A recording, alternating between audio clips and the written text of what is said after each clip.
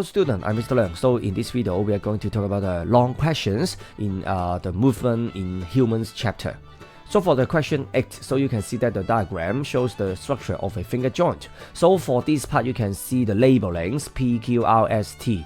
So for this part, you can see that the diagram is not really like the diagram we see in the textbook. But of course, you know that in the exam, in the test, okay, they always show you a little bit different in the diagram. But for the labeling, you always need to do it. So for the group practices, labeling all the structure first. So for this part, actually, we can name QST. So for P and R, actually, they are not shown yet. So I will talk about these two structures later. So for the QST, what is Q? Q is the structure in the ending of the bone, so they are cartilage. And then for T is the structure joining the bones together, so that the ligament. And for S is the liquid inside the cavity, so they are the synovial fluid. So QST, we have it. So for P and R, so they are not really shown in the diagram on the right hand side, so that's why I need to talk about it first. Structure R is the skeletal muscle. They are attached to the bones to move the bones. So what is P? P is the structure joining the muscle and bones together. So what is it? You tell me. So that's why in this part you can label P, Q, R, S, T. So for part A and part B. So for part A, give two structures in the joint above which reduce the friction. So you can see that we call the two structures can prevent the two bones directly rubbing against each other. They move against each other when the joint is moving, when I move my fingers, okay? So we call these two structure. And then for B1, what is the function of structure P in the joint? So in the previous slide, I tell you what is R, but what is P? If you can name it, I give you one more bonus mark. So what is the function is it? So as what I say that I describe the structure P as it can join the muscle and bones together, but it is not exactly the function. It's just talking about, where can I find it? Structure P can be found in between the muscle and the bones, because that's the structure joining muscle and bones together. But what is the core function? Okay, so you need to recall what does the structure P do in order to move the bones. So, and then for part 2, think about the property or the adaptive feature of structure P can help it to do the function in B1. So that's why you can see that for structure P is the structure joining the muscle to the bones together. So go back to the textbook, okay, if you do not have such memory. So at least you know that muscles are attached to the bones by tendons. So what is the property of the tendon to allow it to carry out the function in B1? So I think question 8 is not that difficult, you can handle it. And then for part C is asking a piece of structure R is shown in the above diagram. So explain why another piece of structure R is needed to bring about movement of the finger joint. So as what I said before, structure R is the skeletal muscle. So that means the question is talking about we need a pair of muscle to bring about movement of the finger joint. So that's why I need to recall the concept of opposing muscles. The muscles, they need to work in pair. So that's why for this part you can see that as the flexor and the extensor cause opposite actions in a movement. So they are called opposing muscle, or we can say them antagonistic muscles. So the question is asking, why do we need a pair of opposing muscles? So there are two reasons given. So now, of course, it contains 2 marks. Actually, reason 1, it contains 2 marks already. Reason 2, it contains 2 marks already. Okay, so but of course you can write down both of them on your assignment book. So reason 1, answer me. One piece of structure R, that means one piece of skeletal muscle, moves the joint in one direction. And the second muscle is needed to move the joint in the direction. Okay, so you need to describe what are the opposing muscles exactly doing to move the joint. Reason 2 is that a piece of structure R or the muscle bends the joint. And the second one is needed to do the joint. So give me the verb. Okay, so you can see that reason 1 and reason 2. And then question 10. Question 10 is showing the electron micrograph, shows a neuromuscular junction.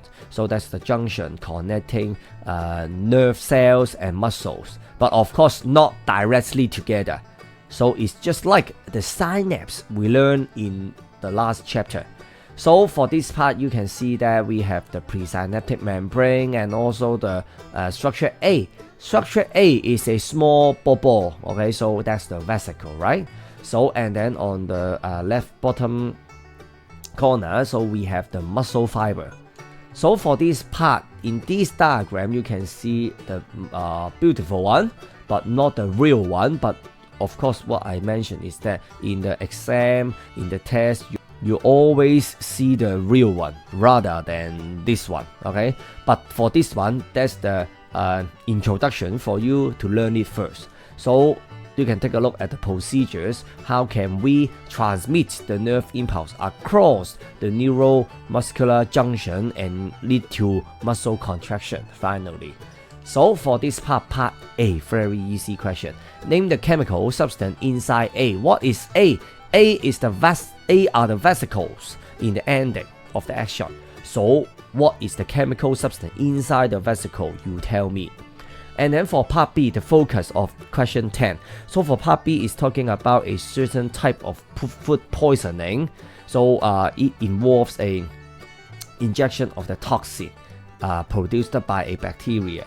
So the toxin acts by blocking the presynaptic membrane, resulting in muscle paralysis. So based on the information and structures in the micrograph, so explain how this toxic brings about the paralytic effect. So you can see that on the right hand side and on the left hand side, you can see the red, blue and green wordings or highlighting. So there are some meaning behind that, because I'm going to tell you how can you set up a framework for your answer. So for the first part, you need to clarify yourself is that talk about the paralytic effect of the muscle. So actually, what does it mean? It means that the muscle, they cannot contract at all. So they are paralyzed, right? And then for the second one, the blue one, use the information and features in the micrograph. So to try to explain it. So actually, in the micrograph, any important structure you can use to answer this question. Of course, the vesicle. Of course, the neurotransmitter, right? So that's why no matter on the left hand side and on the right hand side diagram, you can see that you need to recall the release of neurotransmitter from the presynaptic membrane. So you need to connect the concept in point number 1 and point number 2 to construct your whole answer. But what is the whole logic? Is it? I'm going to show you right now. So for the beginning of the story is that the toxin blocking the presynaptic membrane, and finally there will be paralytic effect on muscle. That means the muscle fail to contract. So that's the beginning and the ending of the story. But what is the logic inside? How can we construct the answer? So we can take a look at the diagram one by one. So for the first part is that what if the toxin block the presynaptic membrane? So that's why it can prevent the release of neurotransmitter from the ending of action or the presynaptic membrane. So that's why you can see the blue square, okay? So for the vesicle in the ending of the action, release the neurotransmitter. Technically, if there is no such toxin, when the nerve impulse arrives, so the vesicle will release the neurotransmitter. But now, the toxin is blocking the presynaptic membrane. So that's why there will be no release of neurotransmitter, right? And then for the second part is that, so once the neurotransmitters, they cannot be released, so that's why there will be no neurotransmitter diffuse across the synaptic cleft to the post-synaptic membrane. So easy logic. because there is no neurotransmitter release, so that's why no transmitter can diffuse across the synaptic cleft, right? And then, so can they arrive the post-synaptic membrane? They cannot. So that's why it will need to, the nerve impulses cannot be transmitted across the synapse. And finally, there will be no nervous stimulation to the muscle fiber, and the muscle fiber cannot generate an electrical impulses that trigger the muscle contraction. So that's why finally there will be paralytic effect on muscle and the muscle fail to contract. So in this question, actually, of course, you need to answer in a paragraph, of course, instead of the flowchart. So that's why what you need to do is that try to convert this flowchart to a paragraph to answer this question. And after we talk about this question, I would like to talk about the Botox. Okay, that means the protein. Okay, the toxin mentioned in this question. So of course, in the question, you know that, oh wow, the Botox, okay, the protein is very dangerous because it will lead to the paralytic effect on muscle. But when doctors use it correctly and in small dose, so it can have benefit. It has both cosmetic and medical uses. So you can see from the diagram, when someone is smiling, okay, so there will be some wrinkles in the eyes or in their mouth part, okay. So the Botox can be a drug to weaken or paralyze the muscles. In small doses, it can reduce the skin wrinkles and help treat some medical conditions. So you can see from these two diagrams, the ladies and the gentlemen. So you can see when they are laughing or smiling, there will be some wrinkles in their eyes or in their face part. So how can we reduce such case? Or maybe using Botox injection, okay, can be a way. But we always heard some news that some patients, after they have the overdose Botox injection, okay, finally they die.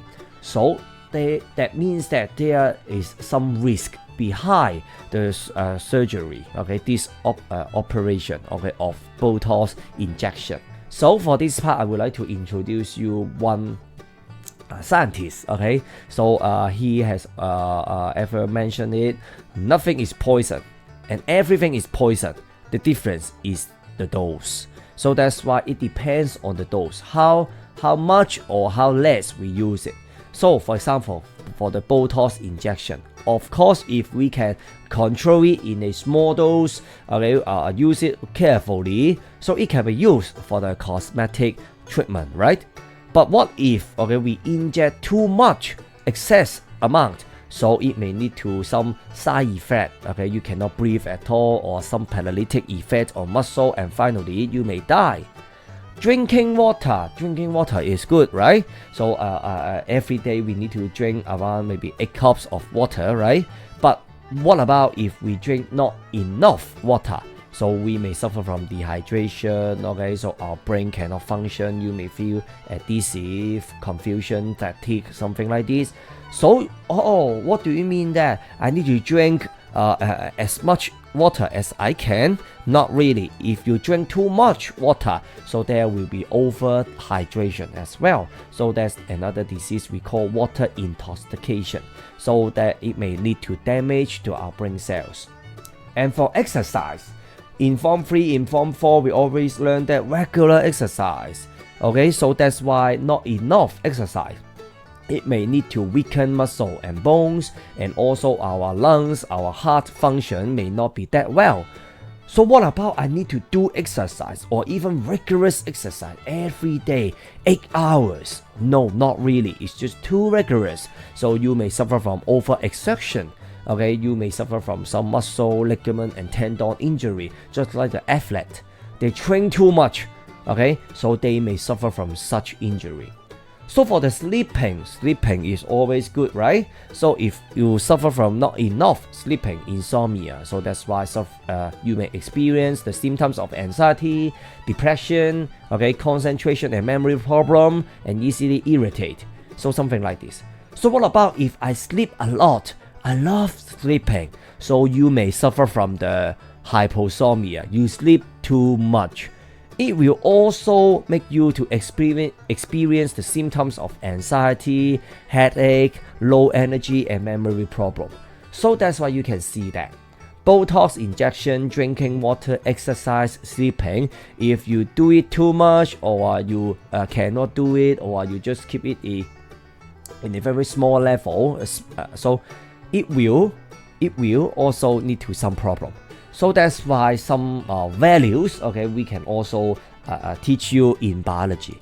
So don't just think that, oh, biology is just a scientific subject. So we do not need to learn something about the values or some philosophy behind.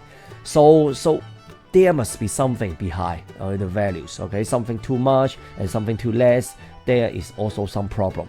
So I attach you 2 videos so you can take a look at it. So to compare different toxin, how much or how little they will lead to death. So if you have any question, please leave it below. See you next time. Bye bye.